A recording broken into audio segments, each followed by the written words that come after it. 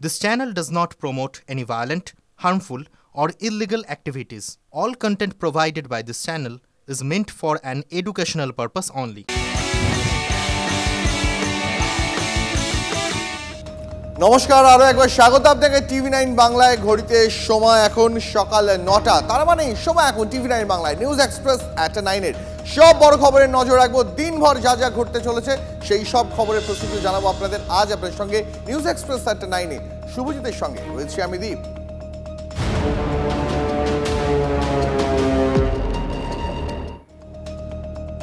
আর দীপ, শুরুতেই আমাদের বাংলাদেশের খবরের আপডেটে নজর রাখতে হবে, তার কারণ একটার পর একটা যে ঘটনা চলছে তা মোটেও প্রশংসার দাবি তো রাখেই না। বিশ্বজুড়ে নিন্দার ঝড় উঠলেও মৌলবাদী আগ্রাসনের সুর আরও চড়া হচ্ছে। সংখ্যালঘু হত্যায় চরম নৃশংসতার হুঁশিয়ারি কট্টরপন্থীদের। খোলা রাস্তায় দাঁড়িয়ে কট্টরপন্থীদের হুঁশিয়ারির পরেও ইউনূস প্রশাসন কোনো ব্যবস্থা নেয়নি, যা বিস্ময়কর। আমাদের যে বর্ডারের মধ্যে আখাউড়া ব্রাহ্মণবাড়িয়ার ভাই বোনেরা আছে, ভাই বাদি দাও, যে মায়েরা আছে, মায়েদের টেডার গাই তো তোমরা শেষ হয়ে যাবে। বাংলাদেশের সাথে কোনো পায়তারা করতে এসো না। তোমরা এক কবে পাড়া বলি করো আর আমরা বোতা দাও দিয়ে গলা চিরস্থত করে দেব। তবে এসবের মধ্যে ঢাকা দায়ে ছেড়ে ফেলতে কিন্তু তৎপর। হিন্দু নির্যাতন নাকি রাজনৈতিক বিষয়, নির্লজ্জভাবে দায় ঝাড়ার চেষ্টা ঢাকার। সংখ্যালঘু নির্যাতনকে রাজনৈতিক হামলা বোঝাতে মরিয়া চেষ্টা। একের পর এক হিন্দু নির্যাতনের ভিডিও সামনে চলে এসেছে। তারপরেও কোন অপপ্রচার চালানোর চেষ্টা ইউনূস প্রশাসনের? সংখ্যালঘু নির্যাতনের প্রতিবাদ করায় এপারের অধিকার নিয়ে প্রশ্ন। বাংলাদেশের নিরাপদ নন হিন্দুরা কড়া ভাষায় ঢাকাকে বুঝিয়ে দিয়েছে দিল্লি। সংখ্যালঘুদের সুরক্ষা দেওয়ার শিষ্টাচার বেমালুম ভুলে গেল কি বাংলাদেশ? এ প্রশ্নও তুলছে।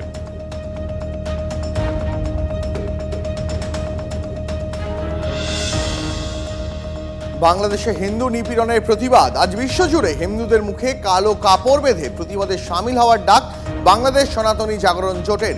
চিন্ময় কৃষ্ণ প্রভু নিঃশর্ত মুক্তির দাবির পাশাপাশি বাংলাদেশে মানবাধিকার হরণের অভিযোগও তুলছেন তারা। হিন্দুদের রক্ষায় রাষ্ট্রপুঞ্জের হস্তক্ষেপেরও আর্জি জানিয়েছে সম্মিলিত ঐক্য জোট। নেতৃত্বের দাবি, অতীতের অন্যান্য সরকারের মতন অন্তর্বর্তীকালীন সরকারও হিন্দুদের দমন করার চেষ্টা করছে। ইউনূস আন্তর্জাতিক ব্যক্তিত্ব হলেও রাষ্ট্রপুঞ্জের নিয়ম নীতির তোয়াক্কাই করছেন না।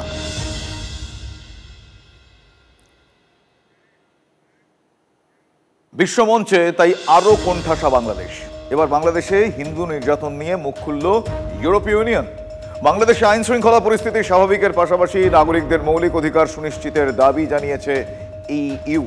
ইউনূসের সঙ্গে বৈঠকে এমনটাই বার্তা ইউরোপীয় ইউনিয়নের দূতের।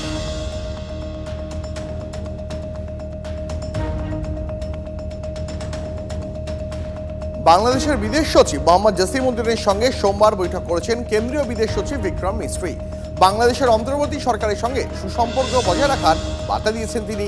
দুই দেশের সচিব স্তরে বৈঠকের পর খুব দ্রুতই শান্তি ফিরবে বলে এবার আশা প্রকাশ করলেন কলকাতা ইসকনের ভাইস প্রেসিডেন্ট রাধারমন দাস। মৌলবাদীদের বিরুদ্ধে এবার অন্তত কঠোর ব্যবস্থা নেবে ইউনূস সরকার, আশায় কলকাতা ইসকনের vice president Radharaman Das. The visit of Foreign Secretary of India, Sri Vikram Misri, was very important, and all of us were waiting for the outcome. The statement made by Sri Vikram Misri after meeting the Bangladeshi counterparts, we expect that soon peace will return to Bangladesh. We are seeing that for last few days, the fundamentalists, they are issuing genocide call against the minorities of Bangladesh, and we hope that the Bangladeshi government will take stern action against these people. একটার পর একটা হুমকি হুঁশিয়ারি। হ্যাঁ, উপার বাংলা থেকে একটার পর একটা হুমকি হুঁশিয়ারি। রোজই কেউ না কেউ ভারতের বিরুদ্ধে বিষোদ্গার করছে। ভারতের সীমান্তে ষড়যন্ত্রের ছক কষছে বাংলাদেশি জঙ্গি গোষ্ঠী। এ ব্যাপারে কেন্দ্রীয় স্বরাষ্ট্র মন্ত্রককে আগেই রিপোর্ট দিয়েছিল ভারতের গোয়েন্দা বিভাগ। এবার আর রাগঢাক করে নয়, বাংলাদেশি জঙ্গি গোষ্ঠীগুলো খোলাখুলি ভারতকে শত্রু রাষ্ট্র ঘোষণার ডাক দিয়ে একেবারে লিফলেট ছাপিয়ে বিলি করছে। এক্সক্লুসিভ সেই লিফলেট টিভি9 বাংলার হাতে।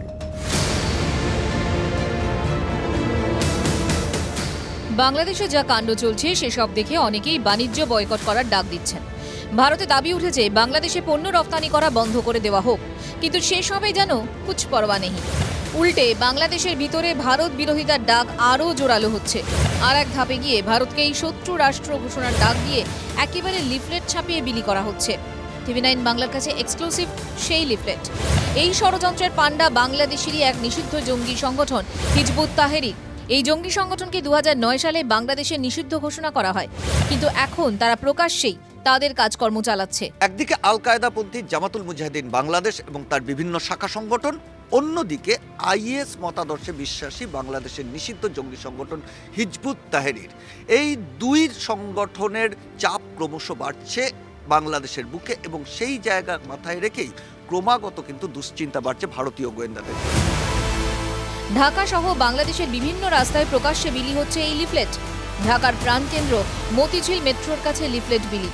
প্রচার পুস্তিকায় হিজবুত তাহরির নেতৃত্বে মুসলিমদের এক হওয়ার ডাক। ভারতকে শত্রু হিসেবে বর্ণনা করা হয়েছে দুপাতার প্রচার পুস্তিকায়। দক্ষিণ এশিয়ায় খিলাফত প্রতিষ্ঠায় বাংলাদেশ নেতৃত্ব দেবে বলে দাবি।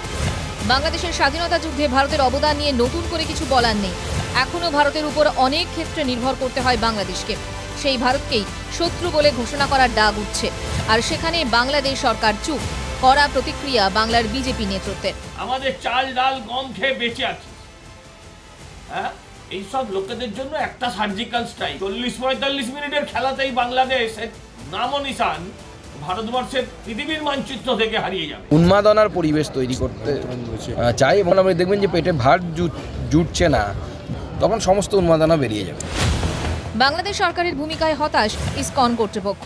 বাংলাদেশ ভারত মায়ের কোলেই আছে, একদম যত্নে আছে, কিন্তু এখন বিদ্রোহ করে এরকম রিলেশন খারাপ করে দূর দেশের শত্রুতা করে, আমি জানি না কি এটা ভালো হবে দুই দেশের জন্য কিনা। ভারতীয় গোয়েন্দারা পয়েন্ট আউট করেছেন আরেকটা উল্লেখযোগ্য বিষয়। 5ই আগস্টের আগে জুলাই বিপ্লবের সময় বাংলাদেশের বিভিন্ন থানা পুলিশের কাছ থেকে প্রায় 6000 অত্যাধুনিক আগ্নেয়াস্ত্র লুট হয়েছিল। জুলাই বিপ্লবের সময় বাংলাদেশে 5818টি অত্যাধুনিক আগ্নেয়াস্ত্র ও 6 লক্ষের বেশি বুলেট লুট হয়। সেই অস্ত্রের মধ্যে 1885টি অস্ত্র এখনও উদ্ধার হয়নি। 3 লক্ষের বেশি বুলেট উদ্ধার করা যায়নি।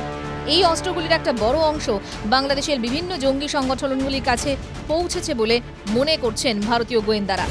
তাদের আশঙ্কা সেই অস্ত্র বাংলাদেশের ভিতরেও সীমান্ত পেরিয়ে ভারতে নাশকতার ক্ষেত্রে ব্যবহার করা হতে পারে।